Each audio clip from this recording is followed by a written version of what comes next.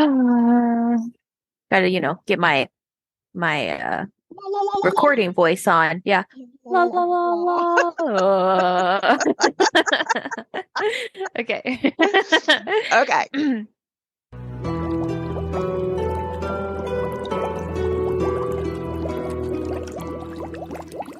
Hi, and welcome to episode 86 of C3 Crystals, Cauldrons, and Cocktails. I'm Wren, And I'm River. and today we are going to be talking about grapes and wine in magic. Like what better topic than for us? Definitely a River and Wren topic for sure. hmm And hmm since we're talking about wines and grapes, we each picked a wine as our drink, which this was so much harder than I expected it to be. I'm like, oh, we'll just have a wine. How fun will that be? Ha ha ha. And I'm like, well, hell, what do I pick? This is important. So I found this brand. I'm trying to cut down on my sugar intake. Diabetes runs in my side of the family, and I don't want to ever have to face that. So I'm just trying to be more mindful. And I came across this brand called Usual. That's the name of the brand. It's Usual. And they have a Brut Rosé, and all of their wines are made with less sugar than most wines. And they come in these little triangle cute bottles that are adorable. My mouth is watering. And I picked Brut Rosé. So I ordered Brut Rosé bottles, and they're just so cute. And that's what I'm drinking today. What are you drinking?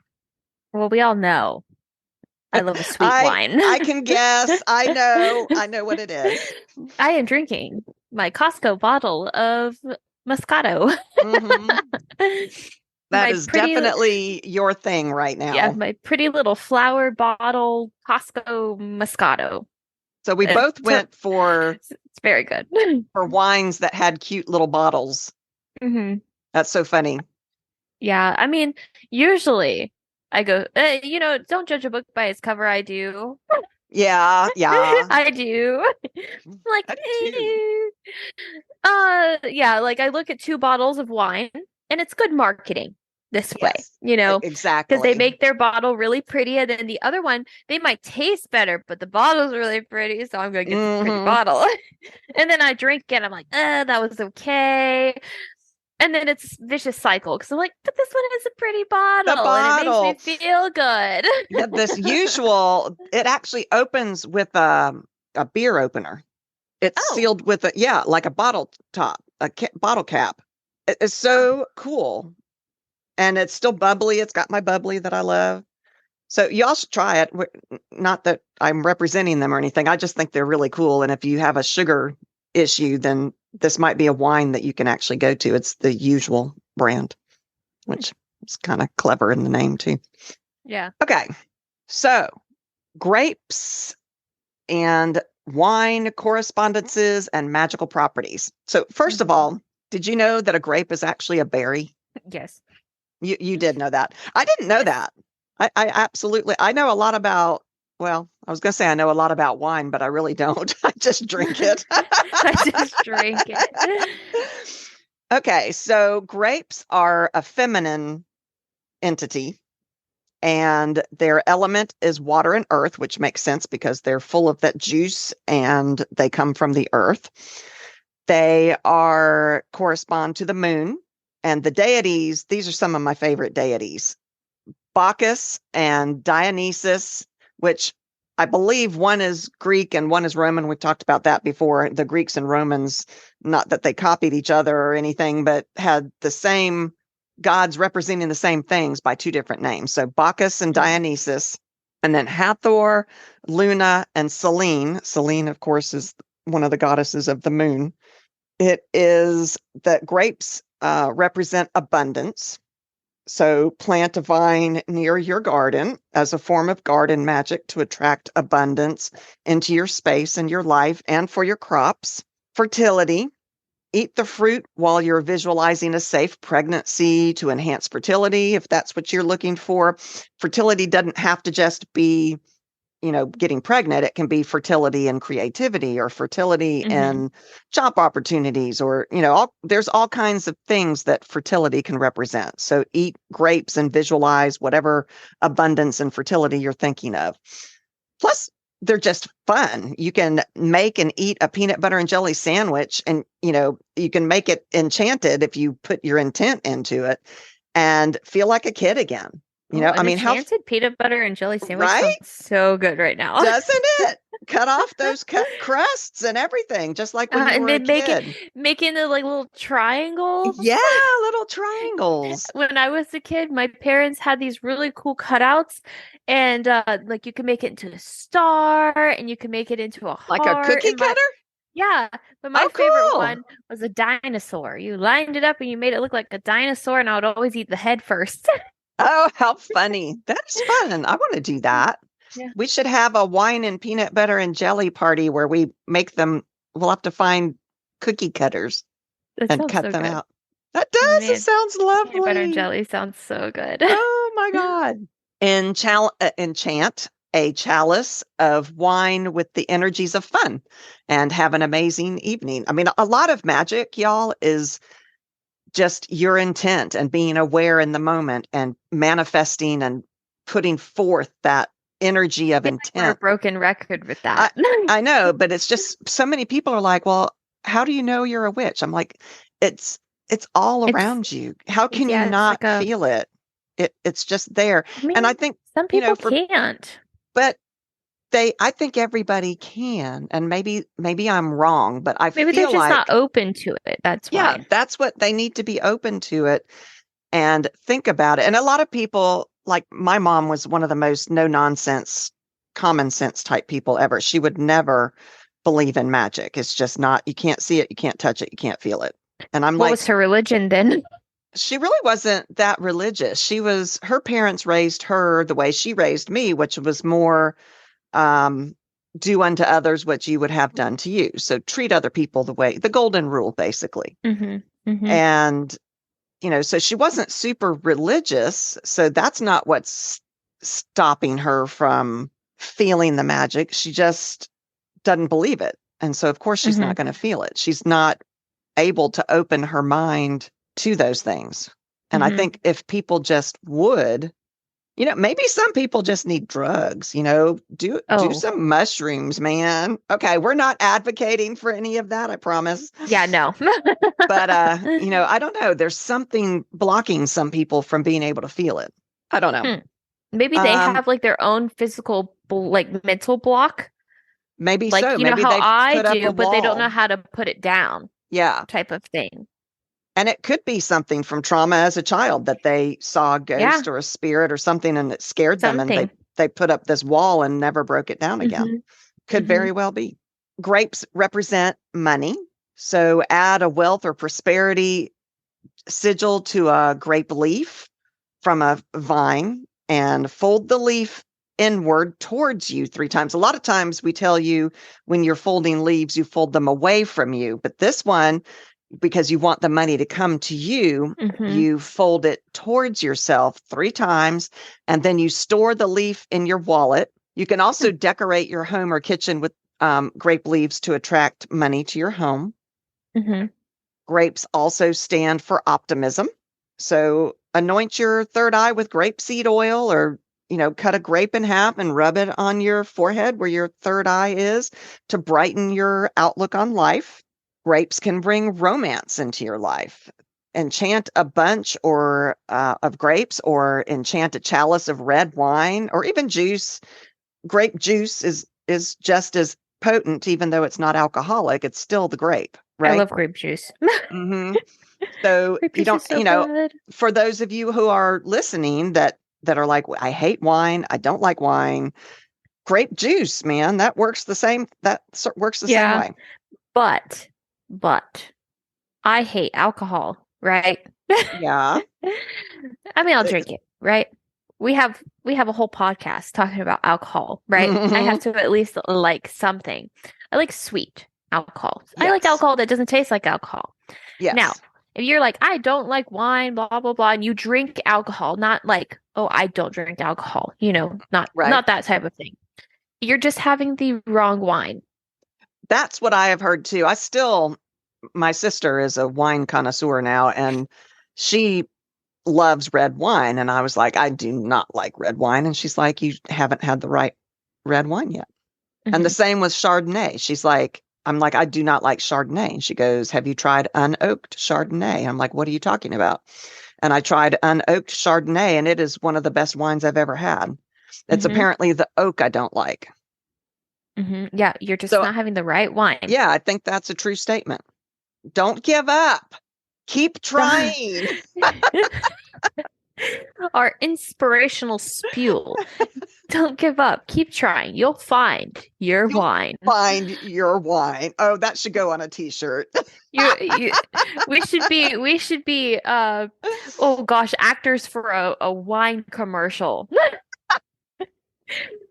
Ooh, that would be a mess. Oh, we would be, yeah, we would be a mess. They would fire us. Mhm. Okay. Spirituality. Grapes also can represent spirituality. So create a pentacle out of a fresh vine, which I love to work with grapevines to increase your spiritual connection to your higher self. It's also, grapes are also good for stress relief. So again, enchant a chalice of your favorite wine or juice to help you relax. And personally, for me, I love doing a good cleansing bath with wine, not wine in the bath, wine in my mouth. I drink the wine while Whoa, I'm in the whoa, whoa, bathtub. whoa, whoa. This just Although took a turn. I'm sure bathing in wine is fine too, but I like to drink my wine. That would be a waste. Oh Um, man. but it is the best of both worlds for me. I can relax and, from the bathtub with whatever herbs and things I put into it, a good cleansing bath, and then drink my wine. That is amazing. Mhm. And did you know, I learned so many things doing this episode, you guys. There are grapes called witch fingers. Isn't Oh. that the coolest thing? And now I have to go and see if I can find them. I've never seen them in a store, but they're called Mm-mm. witch fingers because they are long and narrow like a witch finger, and it looks like they have a fingernail on the end of them. Oh, ew. And they tend to be sweeter than the round grapes that you're used to. So you actually might love the witch finger grapes. No, it And was when I was in Europe. did they I have them there? bought no, I not the red ones. I bought green long ones. They And come in it, green too. they tasted like a normal grape, right? Like a normal green grape. But what threw me off were the seeds. Oh. The seeds were like so, and like, I mean, they weren't seedless, obviously. And so it was, yeah, I know, I'm rambling We're now. being And profound, y'all. yeah. Yeah. And it was just, I didn't like it. It was, the seeds were super bitter. So it just ruined the whole grape experience. And so I would have to like bite into the grape and like, yeah. Well, I do that with the red grapes that have seeds in them. You got to be careful. I don't like the seeds. They are bitter, and that does Mhm. ruin the joy Mhm. of the. So you just kind of got to move them around and spit the No, seeds out. no. Which, I just I hadn't. I go full force and I start chewing and ugh. Ooh, yeah, that it is bitter. I just But like seedless grapes. think about I hadn't thought about this. Okay, I did these notes a while ago, so I don't remember what I've written in them, but I didn't think about using grape seeds. But, you can put those on your altar too. So you can enjoy the grape, eat the grape, and use the seeds. Oh, Plant the seeds. plant the seeds. Ooh. Oh, it would be so pretty to have like grapevines and then like an I really, archway to your front door, back door or oh, something. everywhere. I want grapes everywhere. But grapes are toxic to dogs. Yes, I know So that. you have to be very, very careful when you have grapes around your little fur babies. I have a funny Um, joke. you have a funny So, joke?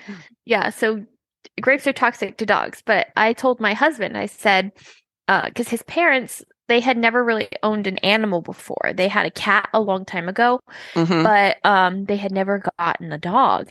And so Mm-hmm. they had recently, within the past 3 years, I think maybe 3 years ago, they got a dog.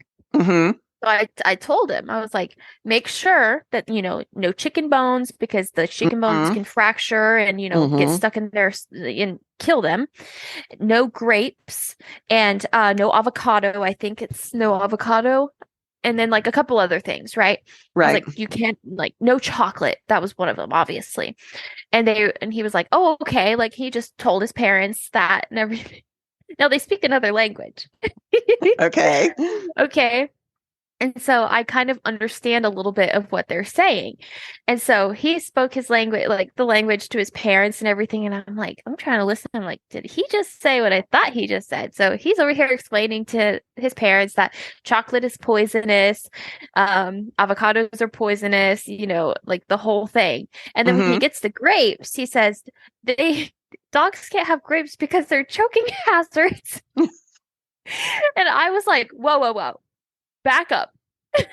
They're poisonous too, They're honey. poisonous. And I was like, make sure you tell your parents they're poisonous. Yeah, Because, because otherwise they might just cut them up small to think, yeah, you know, exactly. right. Yeah, like it's just a choking hazard. I mean, sure, sure, sure, sure. They are a choking hazard to babies and all of that. Right. But like when I told him, I was like, dogs can't have grapes. I don't know what went through his head, but he just assumed because they were choking Choking hazards. hazards? Oh my Lord. I mean, it actually leads to acute renal failure, which is deadly in Yeah, no, dogs. So it's super awful. scary. Yeah. But And so, apparently alligators might not be allergic because there was an oh, alligator that smashed through a first floor window of a Florida home and it went straight for the wine cabinet. It was my spirit animal, is what it was. And this lady, she was this homeowner, and she wakes up to this crash coming from downstairs about 3 o'clock in the morning, 3:30 in the morning. She rushes downstairs and finds this giant alligator surrounded by wine bottles in her room. I thought that was the greatest thing. I'm like, yeah, that's my spirit animal. that's funny. That is Um, funny. but even though they are toxic to dogs, they're very good for our health. There was this one resident, and I don't know if she's still alive, but she lived at the Southlands Care Center home in Harrogate, England. And she was 108 years old and Oh said that wow. her secret, they're like, what is your secret? And she's like, my secret to a long life is drinking champagne. And so I'm like, champagne? Me too, girl. Me too. I may be immortal. Okay, Wren's looking at me like, no. Well, you're just reminding me of a couple of videos. So there's like a video on TikTok that I saw of an older woman, and they were like, "What is the secret to living a long life?" Hmm. And the old lady said, "Good vino, good food, and good friends." That's good. That's a good Yeah, answer. I but then love that. it brings me to have you seen the lady who drinks Dr. Pepper every day? No. Okay, so she was on the news. So she's like, I don't remember how old she is. She's pretty old, like older, and she drinks her secret to life was drinking a Dr. Pepper a day, at least. That's frightening. Does she No, no, still no. have teeth? Yes. Oh my God. Okay. So she drinks a Dr. Pepper a day. Okay. And she said it was funny because the doctors who warned her against this are dead. We're all dead. She said she has outlived everybody. And during the interview itself, she was drinking a Dr. Pepper. And so I thought it was funny because I was like, ooh, that's for me it's Diet Pepsi. I love Blech. Diet Pepsi. I don't like diet Oh, drinks. They have that so aftertaste. I just good. blah, blah, blah, blah. The And closest I'll come to a diet drink is this usual wine, which is good with the low sugar. which is unusual. I, Okay, I sorry. need I need more wine. Oh, Can I go get more wine? yeah. Sorry about that. Oh, you're good. Priorities, man. Mm-hmm.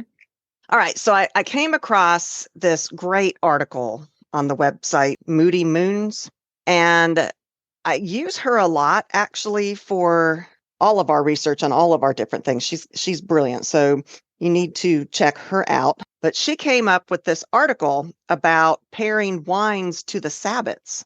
Oh, Is that not the most brilliant thing ever? yeah. Okay. Yeah.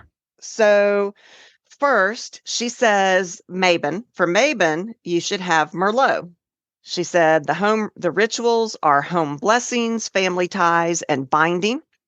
Merlot is an earthy and dry wine with notes of dark chocolate and vanilla. So it complements Mabon rituals as well as spells for blessing the home, family, and binding coven ties. It's also good, Merlot, for waning Crescent rituals. And if Mabon happens to be on a waning Wazing. waning crescent moon, then it's even more powerful for the kind of home binding, home blessing spells. Like, I don't know if I've told you before that we like to have blackberry wine at Thanksgiving. Yep. Rich, very sweet wine that reminds me of fall. I think I've given you some before. And it would also, I think, be good for Mabon because it's got that fall richness to it that I think. So for Samhain, she says you need to drink Petite Syrah. I have never had a Syrah before. I think it's one of those red wines. And I don't. Have you had a Syrah? Tried some, maybe. She said the moon phase for it is the dark moon.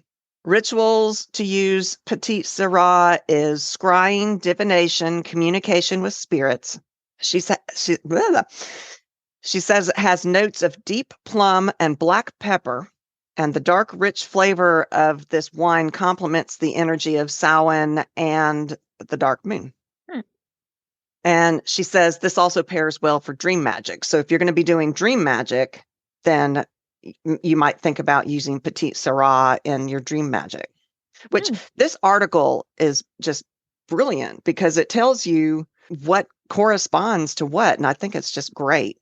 She says for Yule, which of course is December 21st-ish, she says the moon phase is the waning crescent. The rituals, of course, would be Yule rituals, the winter solstice rituals, gift giving, hearth fire rituals.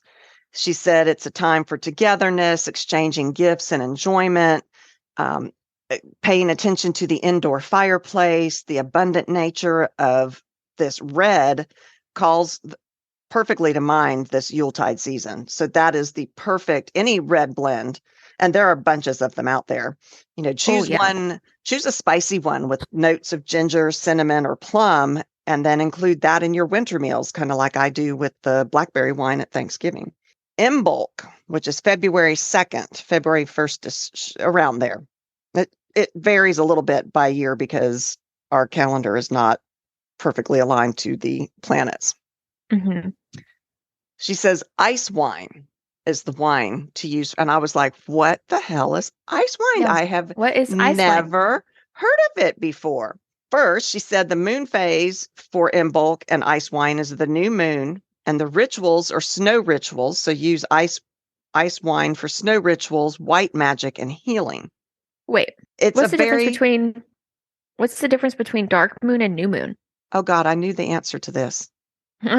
There is a difference. Oh, I don't know off the top of my head. I don't remember, but I remember when I was doing some research on something, I don't know what it was, but I came across that and I was the same thing. What's the difference between the dark moon and the new moon?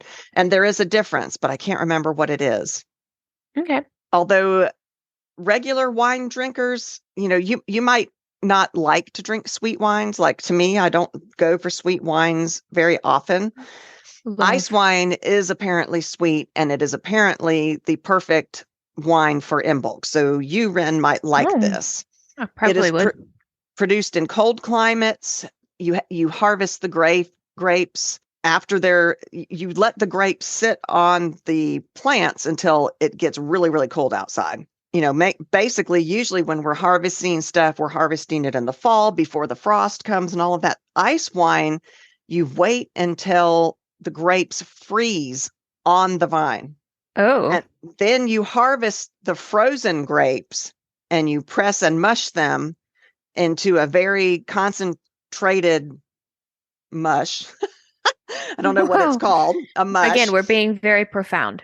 And it is super sweet. And then it has a relatively low alcohol volume, whatever that is, the alcohol by volume. Around 10 to 12%. She's laughing at me. I mean, I don't know the Okay. answer either. So, The running up the stairs just about killed me, y'all. But because this juice is so sweet, the fermentation can take place very rapidly. So it only takes like 3 to 6 months to make ice wine. oh, I really want to try it. where can you buy? I don't know. I'd never heard of it before.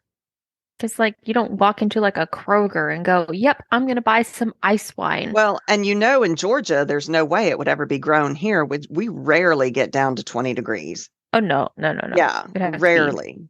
So I don't know what that is Celsius, but 20 degrees Fahrenheit. But Mm, yeah, Canada and Germany, so northern areas. okay. But never heard of that. So ice wine for in bulk, February. Okay. Ostara, which is March 21st-ish. Sauvignon Blanc. The moon phase is the waxing crescent moon. The rituals are new beginnings and fertility. So Sauvignon Blanc is a very fresh, clean, bright wine. It lights up your tongue with hints of fresh grass, florals, and delicate fruits. Everything that you think of when you think of spring. So it's perfect for Ostara. Hmm. It also works well with, did I say early waxing moon already? I think I did. So use it during early waxing moons phases, just in general, and if Ostara and the early waxing moon fall at the same time, of course, then you got the double bonus, Double bonus. right? Beltane is rosé. So that's mine. I love rosé. Okay. And the moon phase is waxing gibbous. The rituals are love spells and attraction. Rosé is associated with feminine beauty, love spells, and divine romance. A delicate rosé fits perfectly with Beltane rituals, which are all about fertility, sex, love, all that romantic stuff. And it's also great for glamour spells and Aphrodite or Venus spells. Okay. So rosé, and what's really funny is rosé is my favorite sparkling wine.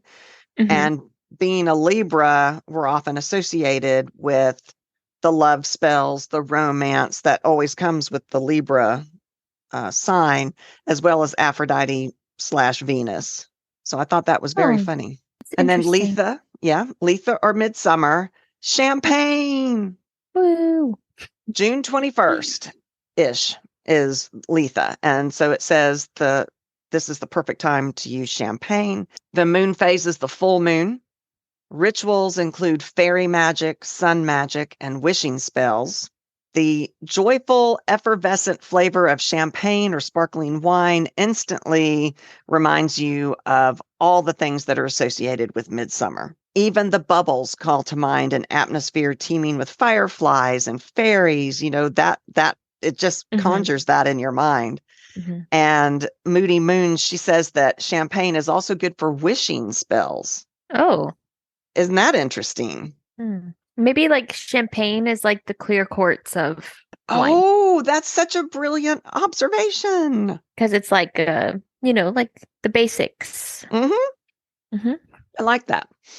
And then Lammas, August 1st, is mead. We love Oh our yeah. mead. You Oh, had meat is mead, so I think, good. at the Renaissance Festival, didn't you?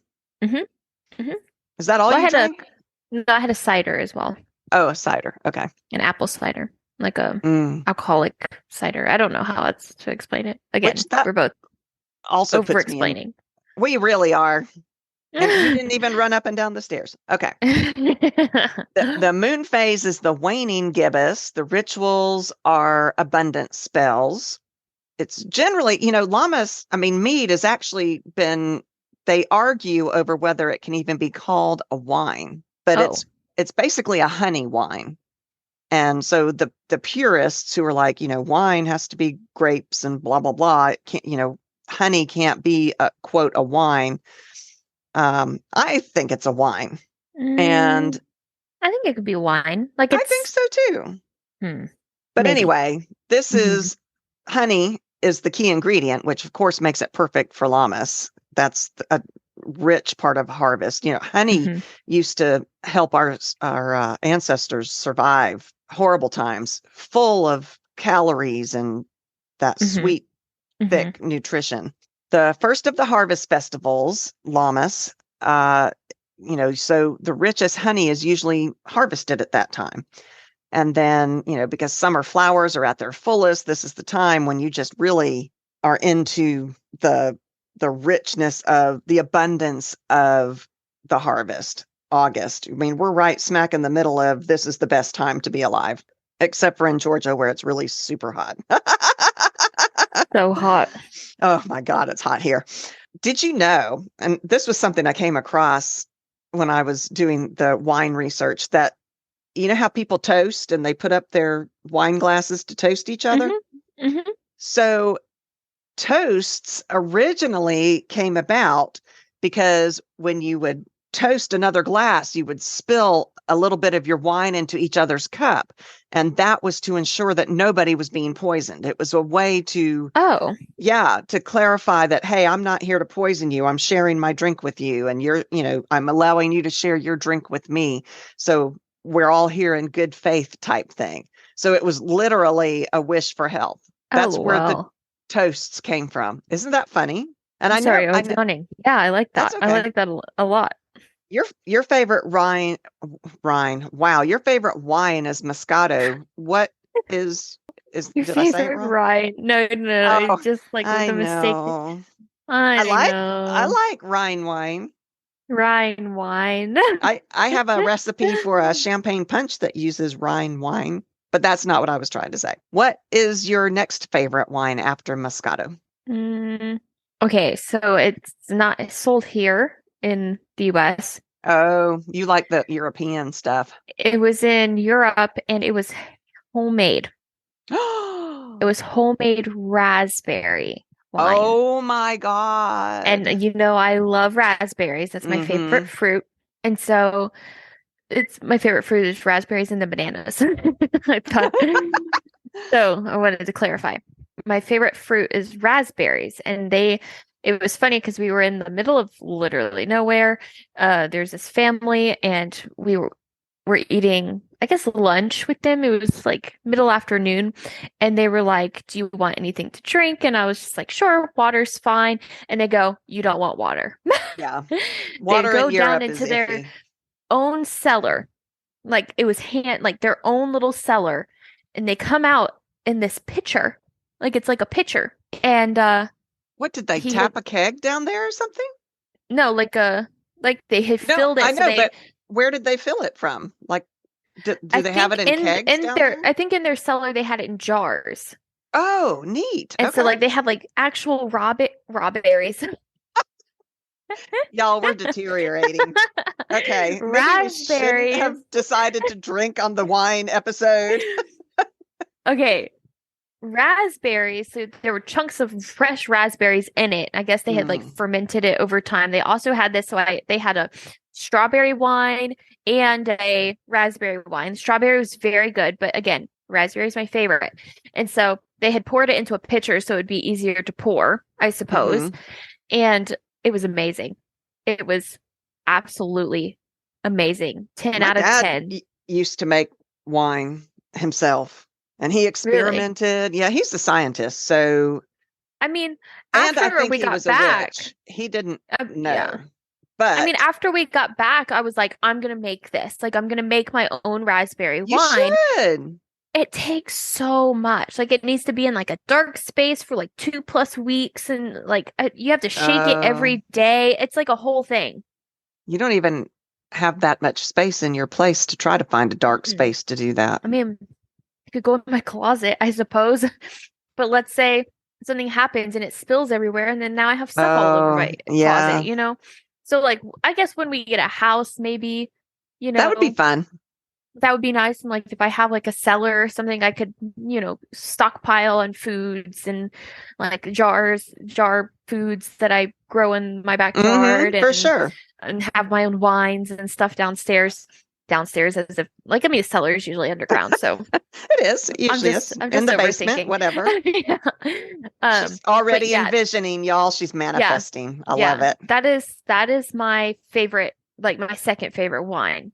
I mean, I guess you could say it's my first favorite wine, but I can't acquire it. You can't get it here. My second.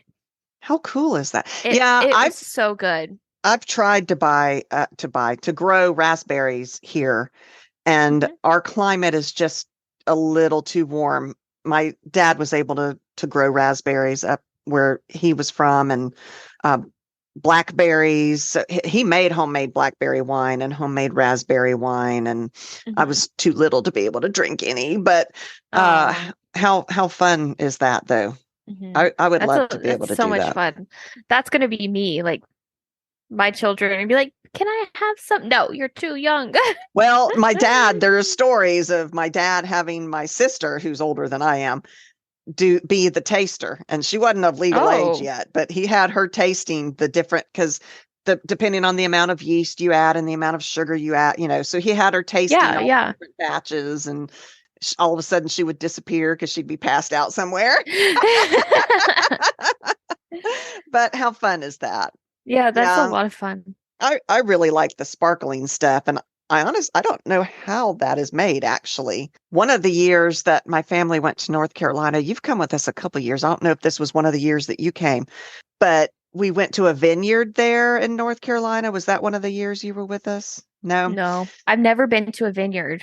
Oh, it was so much fun. Hmm. They had all these tables lined up next to this river. It was beautiful, and I like the sparkling wines, so I got a flight of sparkling wines, and it came in this curved, I don't even know how to coil thing with all the different flavors all the way around. And we sat Hmm. there right by the river and sipped those and tasted them.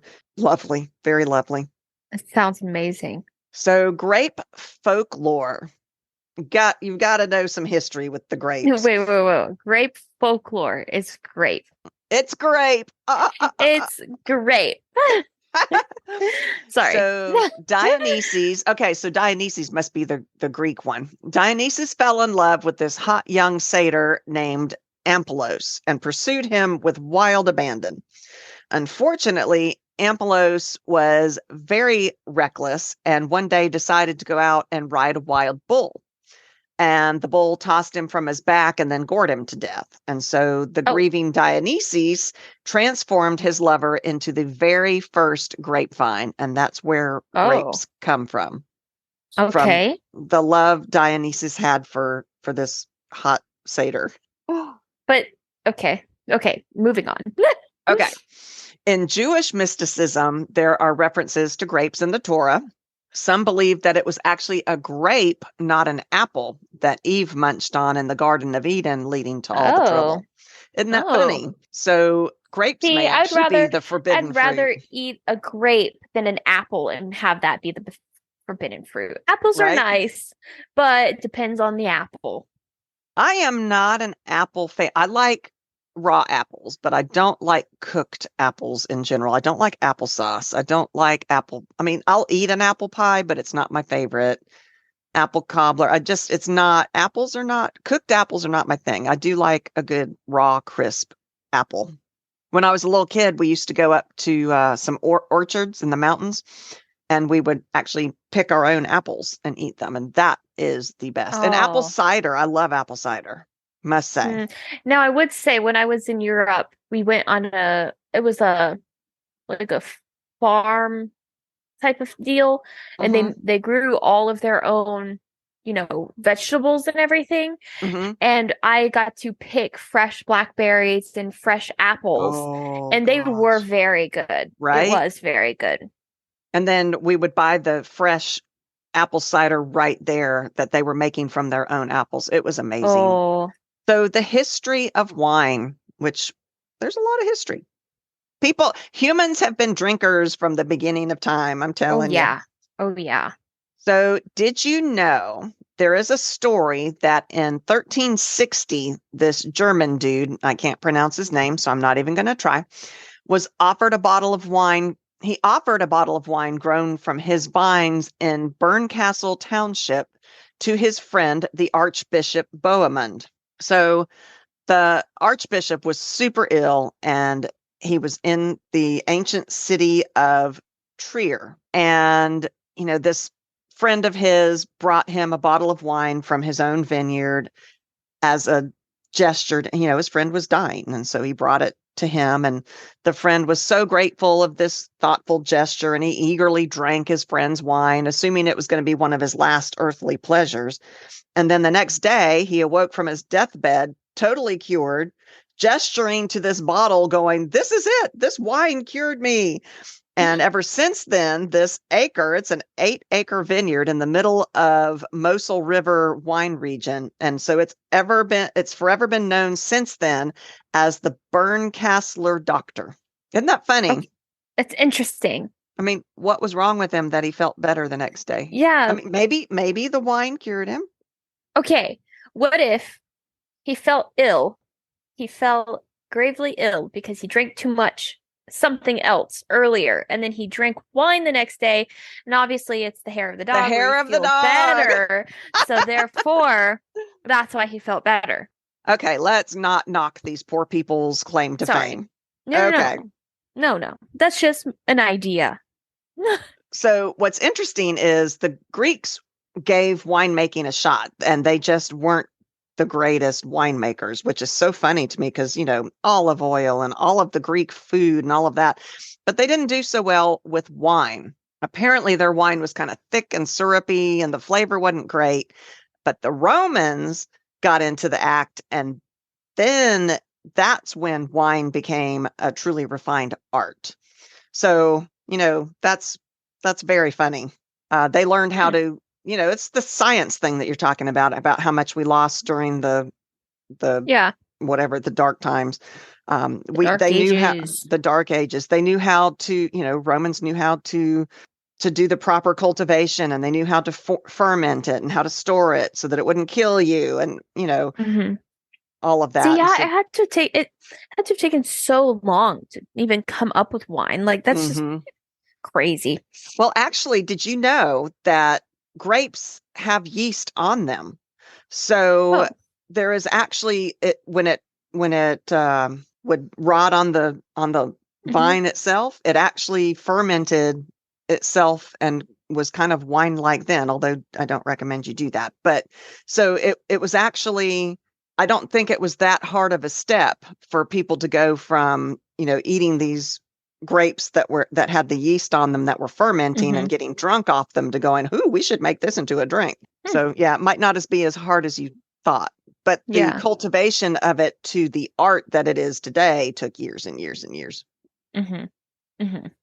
So vineyards during the Middle Ages were commonly found on both noble estates as well as monasteries. Monasteries had a lot of wine, and now we think of, religious people don't drink. I'm telling you, the monasteries, they drank, which back then, like you said, in some countries and places it's not safe to drink the water, so yeah, they drank wine. But many European medieval communities thrived because of their winemaking skills. They didn't have to die from drinking the horrible water that was tainted. They actually, wine kept them alive, and the nutritional value of the grapes helped with all kinds of things. Grapes are good for you. They have things that help with all kinds of things. And so back then they thought that wine was this miraculous cure for all kinds of things, which honestly it may have been because they didn't have other stuff. Sure. Now, did you know what? Go ahead. You were going to say something. I was going to say something stupid. Go ahead. We don't say stupid things. We're the most brilliant say it all. podcasters ever. You're going to get struck by lightning. So the Greeks thought there was something very sensual and about the essence of wine. And so the very first wine glass was believed to be molded from Helen of Troy's breast. And many years later, Marie Antoinette, and I may have said this before because this one I actually knew, she was a bit bustier than Helen, and she decided to also have a wine glass molded from her breast. And the Marie Antoinette booby ones are what we know as the champagne glasses now. The ones that are kind of like the upside down dome, not the tall, slender, but the upside down dome ones. Those came from, yes, exactly. She's holding up a glass that she's drinking. That was molded from Marie Antoinette's booby. And that's when the wine glass went from an A cup to a D cup, completely changing its shape and allows us to have more at one time than before. Sorry, Helen of Troy, who was supposed to be gorgeous. we like Marie Antoinette's boobies better. That's Wren is very making a odd. horrible face at me. That's just not what I thought you were gonna say. So What I've did you just think been I in was? like, Okay, you might have had something more funny to say. no, No, no, I didn't. No. I don't. Okay, well, anyway, that was the thing. I actually knew that about Marie Antoinette. That was during the French decadence that, and I didn't know about Helen of Troy, so I don't know if that part is true or What not, was but wrong with her? What was wrong with her boob to where it was a champagne glass? Hel, Marie Antoinette. Yeah. Well, I mean, lean forward and cup your boobs in your hands, and that's exactly the shape of the glass you just held up. And so I in have her more breast than than okay, that, I suppose. So same, I just got a same. little confused. But I mean, yeah, that was her No boob shame shape. to anybody's body. I'm just trying to imagine a boob looking like a champagne glass in it. My head was hurting for a second. No shame to anybody's body. You can't picture that. No, I can't, and I kind of don't want to, so tis fine. Okay, well, that's fair. That's very fair. But anyway, yeah, I did know that. That was about the time, I mean, Marie Antoinette got beheaded and there was all kinds of crap that was going on in the French world at that point. But yeah, she during that time frame made a wine glass from the shape of her breast, and those are now what's commonly we use commonly today as champagne I don't glasses. know if I want to drink out of my cup anymore. I think it's a very cool thing. It's I mean, very, to have champagne glasses come from that, that's what a cool story. I guess, I sure. think so. So, okay, wine and magic. So, grapes have traditionally symbolized abundance and fertility, and those who had a healthy, hearty grape harvest were practically guaranteed to be super rich. Hmm. And today, many pagans and witches use the symbolism of the grape in all kinds of rituals. So, here are some simple ways that you can incorporate the bounty of the grapevine into your maybe your fall harvest celebrations, because that's when they Mm-hmm. come due. Decorate your altar with grapes and vines. And did you know there's actually the oldest grapevine in the world that is still producing fruit is from Slovenia. And this is an area that borders Austria and the Balkans.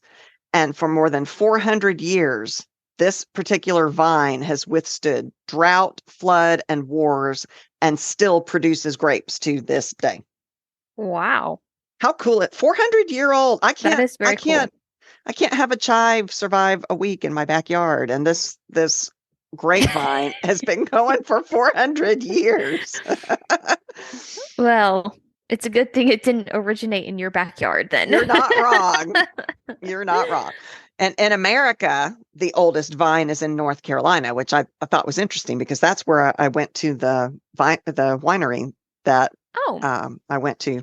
I didn't realize that North Carolina had the oldest vine. It's called Mother Vine.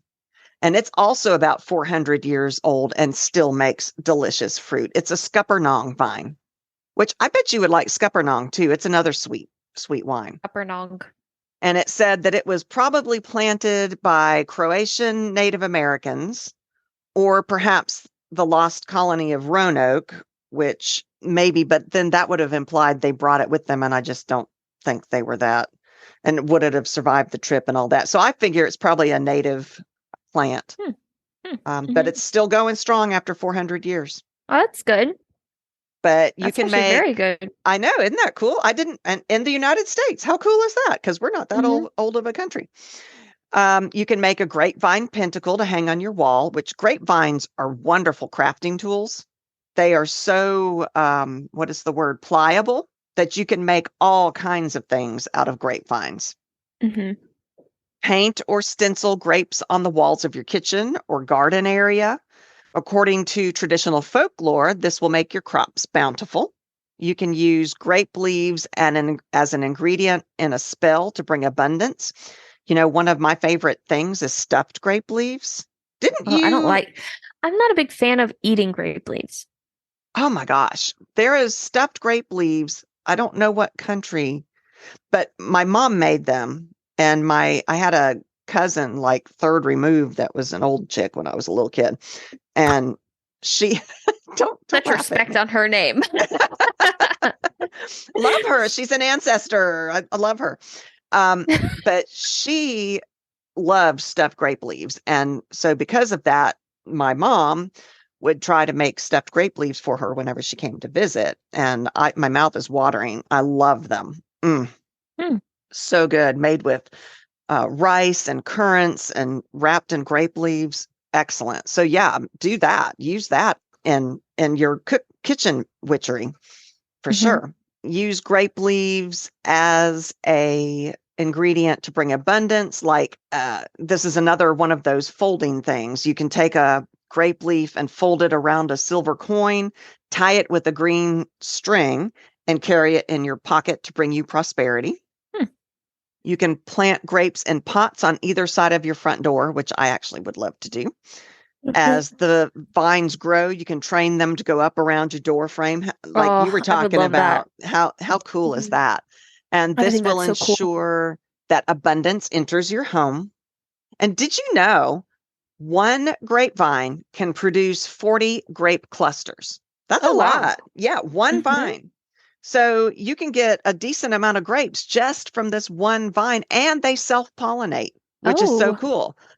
Because sometimes you have to buy the male and the female to make sure that there's going to be cross-pollination. But grape clusters, I mean, the grapevines self-pollinate. You can use wine to sprinkle the ground before you cast a circle or as an offering to your deity of tradition, as appropriate. Like we were just talking about Lilith a couple weeks ago, and one of her favorite things is wine. So for sure, sprinkling some on the dirt or putting a little. I've got these adorable little chalices that are probably an inch tall. They're tiny, but just filling that little chalice with a little bit of wine would be a great offering to one of yeah. any of the wine gods. I Yeah. think all of the gods like wine, honestly. Who can blame them? So, wine in general is associated with happiness, success, love, relationships, and offerings. And I read this and I don't know about this. It says, did you know that an average person eats 8 pounds of grapes a year? I do not eat 8 pounds of grapes a year. Now I ate enough for you. I might drink 8 pounds of grapes a year, but I don't eat 8 pounds of grapes. I eat grapes. I mean, I like grapes and I'll eat them in the summer. I like them in my chicken salad, but I can't imagine 8 pounds of them. Now, I drink way more than 8 pounds. I promise. I absolutely promise. No, I eat. I Yeah. eat grapes. Mm, Like whenever we go shopping, we buy bulk grapes okay. every time. So maybe that is accurate. That just struck me as being a lot. I mean, what do you do for grapes in your magic? Have you ever used grapes in your magic? Or if not, are I you was going to say planning I to? eat them. You eat them. Well, hey, that works. Um, I guess I never really thought about it in the way of for my craft. I can see you using I the mean, grape vines because you're so creative. I can see you I making cook a lot. things. Like Oh, kitchen witchery. yeah, You know, yeah. raisins are grapes too. A waste of Yes. grapes, Yes. honestly, I think. No, no. Raisins are great. Grape. They could have been wine, and now these little shriveled No, things. but I love grapes, especially with in a salad. Like, I mean, raisins in a salad. Oh my gosh. I I love the do like salty sweet combo. They're so good. the raisins with ranch dressing are actually Mm-hmm. amazing. I know that sounds So weird. good. I know they are very good. You're right. Okay. Raisins have a place. Fine. And that's with ranch dressing. Now, I don't know if I should go through all of these or maybe do a post on our website or something about this on our blog. I have all the different types of wines and what their associations are. And there's a ton of them. Like I'll do a few. I'll pick a few. Like Cabernet Sauvignon. It is bodied. It has bell pepper flavors, olive flavors, herb, black cherry. Its element is earth. Its association is grounding, protection, banishing, strength, lust, fertility, ancestors, and written magic such as sigils. Which I wonder, does that mean you write the sigils with the Cabernet Sauvignon? I think so. Probably. Yeah. Yeah. That's kind of cool. Yeah. I mean, and I've got a whole list of these. I just don't want to bore y'all.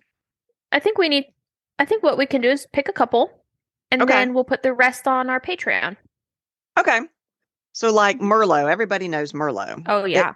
It tastes like soft, round.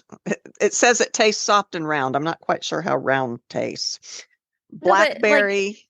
it makes sense because if you think about it, how do you Anybody, describe the taste of water?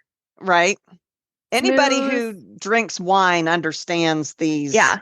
Yeah. these descriptions, soft and hmm round, and you're like, hmm what Like, does round taste like? round? No, but But when you taste the wine, you're like, I can see that 100%. yeah. Yeah. It has cherry, plum, and herbal notes.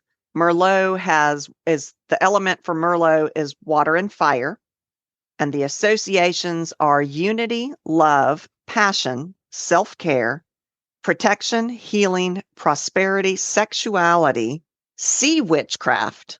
And why would Merlot have sea witchcraft connotations and water magic? Very interesting. Oh, I have to tell you, I Oh, came okay. across this article and I need to look in to see if this is still a thing or not. Back in 2019, so this was before COVID, there was a hmm city in Sicily, Italy that was selling a vineyard for $1. $1. $1. The city owned it because it was in such disrepair and they were going to sell it for $1. And the deal was you had to agree to refurbish at least one of the villas on the property at a cost of at least $17,000 to put into it. And you had to put down an amount of money, like it was like $5,700 American down on it to prove, that they would keep if you didn't follow through. And I'm like, I wish I had heard of that at that time. 2019, I would have bought that in a heartbeat. Yeah. $1 and only having to put, I mean, I would want to put more than $17,000 into, Oh, I would yeah. want to refurbish the whole thing and make the wine that was grown on those grapes that were grown on that property. So now I'm like, okay, I have to go and check this out and see if it's still a thing because Yeah. maybe podcasting from Italy. No, because like I heard that they would, I mean, I guess I kind of heard something about it where like in Really, the it was a real thing. city, yeah, like in the city they would pay you basically. And you had to renovate and everything and all of that, and then you could keep it Why would they because do their that? population in that area was so low that they needed to have, the I don't know, to help build up the economy in that area. I want to check it out because I'm telling my husband we're going to Italy. I don't even know how to Yeah. speak Italian, but it's been a dream of mine, honestly, to forever to have a vineyard, honestly. hmm But it And it's wasn't a just vineyard that I saw. It was just a a, a space, like like not a hotel, geez, an apartment type of thing. okay.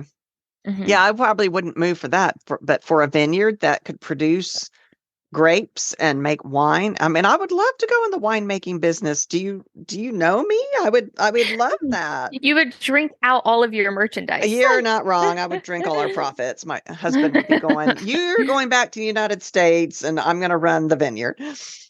Yeah. So, but how cool is that? I would do that in a heartbeat. I think that's pretty cool. Forget all the stuff that we've done up to this point. I'm ready.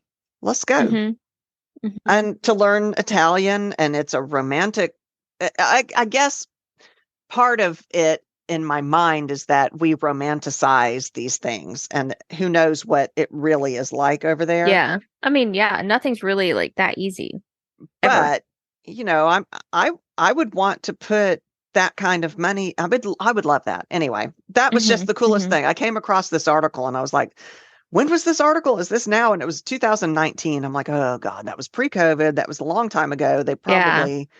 probably Yeah. not even a thing. So I'm gonna have to look it up and see if it's still a thing because I 100% would honestly consider that. Yeah. I love America, love the United States, but Ugh, that's been a I dream wouldn't for me. I wouldn't say that. Oh, I do. I love the United States. We've got our issues, no doubt. Every country has their issues. That's an understatement. Yeah, you're right. Yeah, Every we country has their we own issue. have I would say we have more issues here than a lot of other countries right now. Um, Hmm. and a lot of things brought that upon us. But I always have hope, and believe very strongly in the ideal of democracy. I just worry that the ideal and reality are not going to be the same thing. But anyway, that's a Hmm. whole Hmm. Hmm. different That's a podcast different topic. topic. Yep. Yeah. Yeah, Different. That's not this podcast. that is not this podcast. Okay, so let's see. Let's choose Zinfandel. I love Zinfandel. It says it tastes like rich, zesty raspberry, raisin, black cherry, blackberry, and pepper. I don't know that I've ever had pepper notes in a Zinfandel. Maybe? The element is earth, and its association is growth, wealth, plant magic, vigor, stamina, happiness, love, healing, and versatility. I mean, that's a pretty good wine there. Might keep that one on my altar a lot. Hmm. Ooh, let's do Chardonnay because I never liked it before I tasted unoaked Chardonnay. Unoaked. Yeah, I had no idea that was the thing. I had no idea. Which my father was allergic to oak. So maybe I am too, and that's why I didn't like Chardonnay that was Oh, done in oak maybe. barrels. I don't know. But I do like a good unoaked. I drank Chardonnay at the Renaissance Festival. Oh. And it was a good Chardonnay, which means Oh. I bet it was an unoaked Chardonnay. Anyway, it says it tastes like wider bodied, WIDER, so big bodied, Okay. white, velvety, apricot, mango, green apple, citrus, melon, and vanilla. The element is water. The associations with Chardonnay are peace, emotions, safety, success, happiness, balance, polarity, purification, and mental power and abilities. Let's all go get some Chardonnay, right? Yeah, for real. Um, let's see. Riesling. You like Riesling. Yeah, Riesling's not too bad. Like It's on the sweeter side. if I can't have Moscato at a place, then I'll get a Riesling. Riesling tastes like steely, crisp, fresh, slightly sweet. I would say it's more than slightly sweet. No, Pe- I would say it's slightly sweet to you, to to me, me. it's super sweet. Apple, peach, petrol, like oil? Petrol? That I must hope mean not. something else. I don't know. Honey, the element is fire and water. The associations are energy, movement, growth, rebirth, love, friendship, attraction, activities such as dance. I like dance, Mm-hmm. preparation, and cleansing. Ooh, let's do sparkling wine. That's my favorite. Okay, let that one be the last one. All right. So sparkling wine, the element is fire. The season is summer, which we're coming into Mm-hmm. summer here in Mm-hmm. the United Yeah. States. Mm-hmm. Associations are success, completion, celebration, wealth, opportunity, setting things in motion, prosperity, space witchcraft. What's space witchcraft? Oh, I don't know, but Like I like it. outer space witchcraft or That's what I'm space thinking. like space No, around no, me no, switch? no. Don't burst my bubble. It's outer space witchcraft. And then weather magic and also adding a spark because it's got that sparkling Yeah, yeah. essence to it. Okay. Hmm. So how do you really use this either wine or grapes in your witchcraft? And so I was like, well, how do other people do it? I want to know how other people do it. So I went to guess where? Reddit. Reddit is one of my favorite places. So Reddit, I found several Reddit users, and one guy says he uses mead left out overnight when he works with any of his deities. Once Hmm. my workings have produced results, I take the mead to an old oak tree and pour it at the base of the tree near the roots. So they use it in their magic and then they give it back to nature, which I think is a very cool Okay. thing. Okay. Another Redditor says that they use wine or basically any kind of alcohol in the following applications for any spell. You can offer it to an entity or deity. It can be used to amplify your own power. It can open you to the influence of spirits that you're working with, which it does. It lowers your resistance. It makes you more open, all of those things that you keep your guard up when you drink, those tend to come down. So it does Hmm. allow you to be open to the influence of other spirits. It can be charged with energy and then consumed, which amplifies your energy, but it can also Hmm. be enchanted. which we talked about before.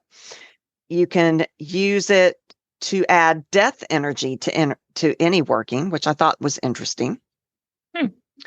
It can be used to symbolize death and rebirth or transformation. It's useful in alchemy, which I don't know anything about alchemy. Me neither. We should do an episode on that. Yeah. It can help you ground after an intense ritual. And then he said, or she, I don't know if it was a he or she, all alcohol is of the death and water element. So it can be used to unleash death and chaos energy. Another Redditor said it can be mixed with semen to produce a lesser version of the elixir of life, which usually uses menstrual fluid. So for gay or single men who don't have access to menstrual fluid, they can mix their semen with wine to create this elixir of life. Grapes are associated with fertility and garden magic, as we've said. They also have the property of strengthening mental powers and can be used for money spells. Place them on your altar to draw wealth or consume them before performing a money spell. I like that idea. I'm going to go perform a money spell. I'm going to eat some grapes. Oh, I'm going to drink some wine. Yeah, I was like, that's not right. Yeah, correction. Okay. You can place grape leaves around your kitchen for prosperity, as I said before, but a lot of people don't have grape leaves, so you can actually paint them on your walls. Paint grapes on the wall of your garden to ensure a fertile crop, which I have to tell you, our garden is coming up. We planted our garden a while ago, and we were so worried because that spate of cold air came through, but everything is coming up. So now we just got to keep the deer out of it. Oh, yeah. To harness the power of grapes, you can make a grape pentacle to hang on your wall, which you can make it out of actually grapevines, as I said earlier. Yeah. Right? Yeah. Right. And you can also allow grapevines to grow along the sides of your door, not just like we had talked about planting them on either side of your front door and training them up, but you can have them grow up the side of your house too, to invite prosperity into your home. And then drink wine before performing any money spells. Did you know there are more than 8,000 types of grapes? I had no idea. 8,000? 8,000. Can you imagine? Let's go on a wine tour and see if we can try all the flavors of wine. Can you imagine? We wouldn't see our husbands for like 20 years. Well, we'd just bring them with us. My husband doesn't like wine. Would you survive? Good question. I don't know. And then don't forget you can substitute raisins for grapes. I mean, to me, that's just a waste. Little dried grapes could have been wine. But and then don't forget about the grape seeds, like we had talked about, or grapeseed oil, which is also something you can use. You can dress candles in grapeseed oil. So yeah, it would be, if you don't want to use wine, some people don't. I don't know why, just saying. But if you don't, then, grapeseed oil and actual grapes and grape juice even can be used. So I came across some funny wine superstitions. There is a German superstition that says you always have to bring the final grape harvest home in an ox-pulled cart. This is even today, in today's world. Oh, okay. It's a thing. So you bring the final grape harvest home in an ox-pulled cart, and if you don't, your whole harvest will turn sour. And so, I mean, it's a thing. I've found this on many, many websites. That's still something that they do. Okay. And the Romans considered spilled wine a bad omen of impending disaster, which, yeah, I agree with them. But if you spill wine in Italy, you're supposed to dab some behind your ears to avoid bad luck. Oh. Isn't that funny? Okay. Do not toast with any vessel not made of glass. If you're not using glasses, then you touch your knuckles rather than touching whatever the receptacle is. You also don't cross glasses when you're toasting with lots of people. You take turns toasting the person opposite you. I guess it's bad luck if you cross, like, Ghostbusters, you can't cross the stream of whatever it is. Anyway, never pour your wine backhanded or it will bring bad luck. And the reason for this is back in the day, that's how poisoners used to flick poison into wine centuries ago. Oh, They would do it mhm. backhanded. So they That makes always, sense. uh-huh. So Mhm. it's a thing. Romanians traditionally pour some wine on the ground so their dead friends can drink along with them. Hmm. In ancient Egypt, royals were buried with 5 jars of wine to bring them into the afterlife. This was for good luck so that they could use the wine to enjoy themselves in the presence of other royals. During Wow. a yeah, during a storm, fishermen used to pour a little bit of wine into the sea to try to calm the waters, which I thought was cool. A Mhm. Spanish tradition where, okay, so this is a thing still too, and I don't know how many of y'all have heard of this. On New Year's Eve, it's a Spanish tradition to eat 12 grapes, one each, one for each strike of the hour at New Year's Eve. You know, when you know how a clock strikes 12 times. So you eat one at each strike. And the eating of these 12 grapes is said to make sure that you will have happy seedless times ahead. And Hmm. it's still a thing. What does happy seedless times mean? I don't know, because I'm thinking seedless is not a good thing to me, because seedless, you plant the seeds for more growth and things. So I would want to have seeded times ahead. I don't know. I don't know. Maybe if I eat seeded grapes, grapes, maybe if I'll, wow, I can't even talk Take, anymore. take a It- drink every single time we mess up the word grapes. oh God, our listeners would not even know what we're talking about by the time they got to the end of it. I don't even think they understand what we're talking about now with how Now, many and then times we they may messed be up. sober. I don't know. Y'all shouldn't be sober listening to us. And then I found a tradition from a winery in Kentucky today, and the owner says that her tradition is to kiss every barrel that she delivers to the winery. She delivers the barrels, the empty barrels. Hmm. Hmm. And then she says, I love you, good luck, and make me some good wine. And that Oh, is from the Bake Bird Winery in Kentucky. oh wow. And I found this out, and this is something I want to do with you. At North Carolina's Divine Llama Vineyards, it doubles as a llama farm, and visitors are invited to hike the winery's property in the company of the llamas before sipping on an award-winning wine. Let's Oh, go have okay. llamas and wine. As long as the llamas don't spit. You know, alpacas spit. I actually have I heard that, but well, I heard camels spit. I don't know about alpacas. think They alpacas spit. spit too. I think so. I wonder if there are any witchy wineries out there. Ooh, see, We had now we have had a a request request, of yes. witchy locations that we will do very Mhm. soon, I think. I'm Like to excited to like research that one. destinations to go type of thing. So like Salem or Witchy and all places, around, yeah, all around the world, not just in the US. right? Um, and so maybe we'll find something with that Wouldn't that be research. fun? I That think would that be would great. be. I think we need to go. I Hmm. absolutely. I do want to go to New Orleans. I want to go to the Me too. um what's the place in, is it Italy, where the skulls are all underneath, all the bones are underneath the ground? France. France. I want to France. go The cat. there. Excuse The me, the catacombs. catacombs. Yes, I want to go there. Hmm. How cool would See, that be? I had a chance to go there, but I was there on a class trip and nobody else wanted to go, so I didn't get to go to the Aw, freaking catacombs. I know. I would want to go. I mean, I am claustrophobic, so I probably would have a hard time with it, but I couldn't pass up the attempt at trying that.